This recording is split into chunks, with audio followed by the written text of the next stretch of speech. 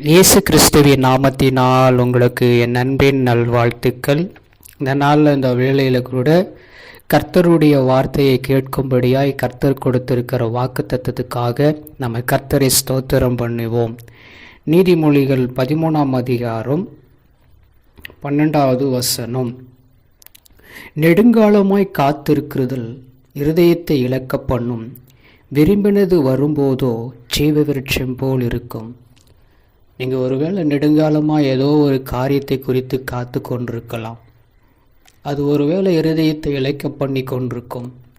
நான் நெடுநாளாக காத்து கொண்டிருக்கிறேன், எதுக்காக செய்துட்ருக்கிறேன், என்ன எனக்கு எதுவுமே சரியாக நடக்கலைன்னு சொல்லிட்டு.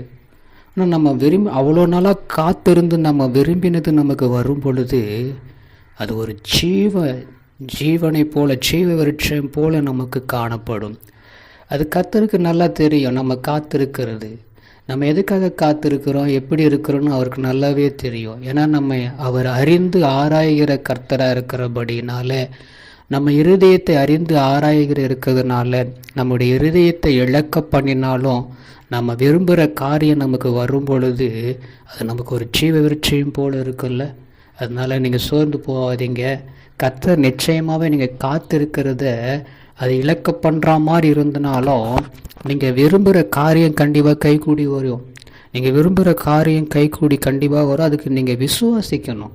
நீங்கள் இயேசு மேலே நீங்கள் விசுவாசமாக வச்சு நீங்கள் காத்திருக்கும்போது அது உண்மையாகவே நமக்கு நல்ல ஒரு அற்புதம் செய்யும். ஜெபம் பண்ணுவோமா? எங்களை கிருபையாக நேசிக்கிற எங்கள் அன்பின் நல்ல தகப்பனே, நாங்கள் நெடுநாளாய் காத்திருந்து எங்கள் இருதயம் இழக்க பண்ணி போச்சு.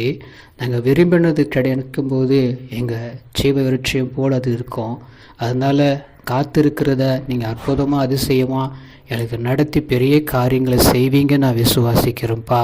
இந்த நாளில் இந்த வேளையில் நீங்கள் அற்புதங்களை செய்த அதிசயங்களை காண பண்ணுங்க.